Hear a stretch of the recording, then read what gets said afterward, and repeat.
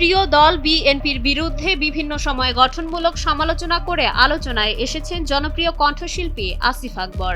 আরও একবার নিজের ভেরিফাইড ফেসবুক পেজে দেওয়া স্ট্যাটাসে তিনি তুলে ধরেছেন দলের ভেতরকার ঘুণে ধরা 4টি রাজনৈতিক দুর্বলতা।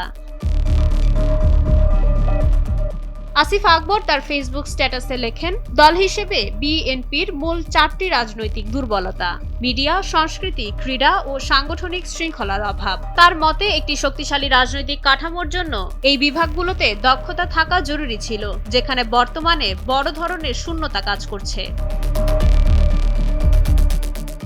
বর্তমানে আসিফ আকবর বিসিবির পরিচালক পদে দায়িত্ব পালন করছেন। শৈশব থেকেই শহীদ জিয়ার আদর্শে বড় হওয়া আসিফ নিজেকে বিএনপির একনিষ্ঠ সমর্থক দাবি করেন।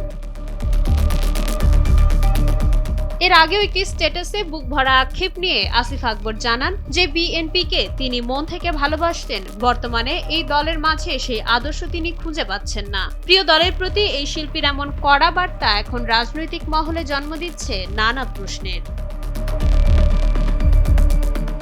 মাইশা মালিহা, সময়ের আলো।